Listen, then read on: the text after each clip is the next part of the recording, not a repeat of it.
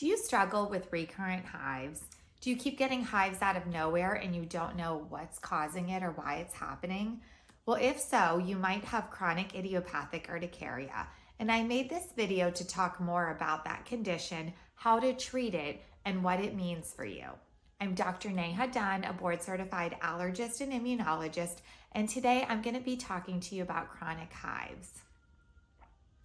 A lot of my patients who see me for chronic hives ask the following questions. What can I eliminate in my environment or in my diet that will make the hives go away? Why started this? Did I do something to cause this? Is this treatable? Do I need allergy testing or blood work? Is taking high doses of antihistamines long-term safe for me? Well, I'm going to clarify all of those questions for you. Let's first start by talking about what hives are. Hives are red, raised, itchy welts on your skin. They typically come and go. They can migrate from one area to the other. They typically go away without leaving permanent damage to your skin, and they can feel very itchy. If they're not itchy, they're probably not hives. What causes hives? Hives are caused by allergy cells in our skin called mast cells getting activated and releasing histamine.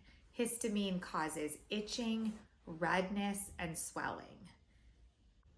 Most people I see with hives want to know what's causing them.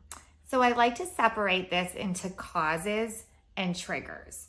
So as far as causes go, what's really hard to digest is that we don't know what causes hives. What we do know is what it's not.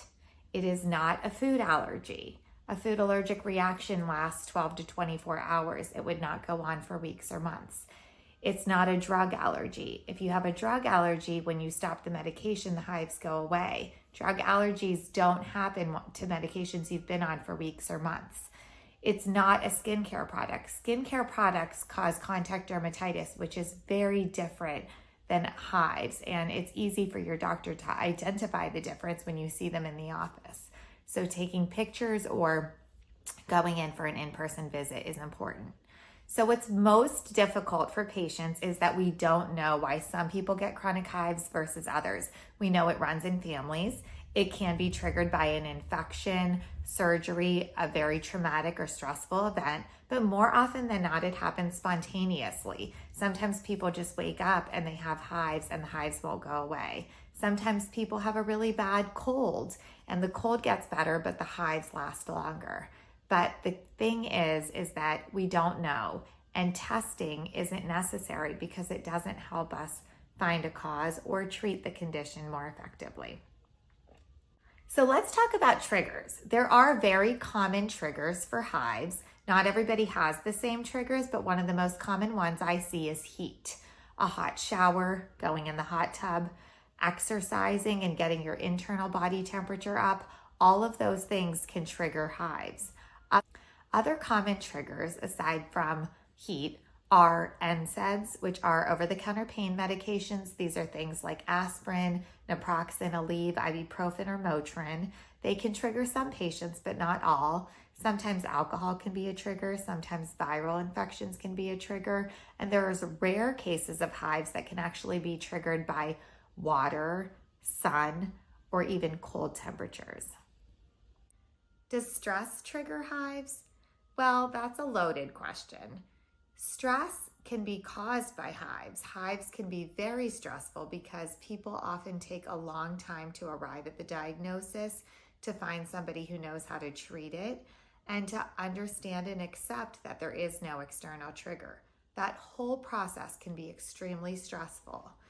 Stress can make hives worse, but are rarely the primary cause of hives. Everyone has day-to-day stressors, and not everyone has chronic urticaria. So stress alone is not the reason that you have hives. Testing is not helpful with recurrent hives because skin testing or blood testing or patch testing does not help us treat this condition. And it is never useful for identifying a trigger because there's no external trigger with this condition. I would think of it as an internal skin condition. So how can we treat hives? Well, it's extremely important to work with an allergist who can start or recommend an initial treatment plan for you and follow up with you every 6 weeks to make sure that's working. The most common treatment is something called high-dose antihistamines. Those are allergy pills like Allegra or Zyrtec or Xyzal, but they're used in high doses, up to 4 tablets a day. Even though this seems like a lot when you look at the bottle, this actually has been studied and is safe and effective for hives. Higher doses will not cause long-term harm to your body, and the main side effect that we see is dryness or rarely constipation. If that doesn't work, there is an FDA-approved medication called Xolair, which is a once-a-month injection that can be very, very effective at treating hives, especially in people who did not respond to those antihistamine therapies. What's most important to take away from this video is that if you have chronic urticaria, you can very easily work with your allergist and make sure that you have a very comfortable life. You don't have to be miserable or itch all the time. You don't have to have random allergic reactions that are very stressful and lead you to go to the ER. Using regular preventative therapy can be very helpful and is very safe. And I hope that this video provided you some reassurance. If you have any questions about anything I talked about in this video, please write them in the comment section below. Please press like if this video was helpful, and feel free to subscribe to my channel to learn more about allergic conditions. Thanks and have a great day.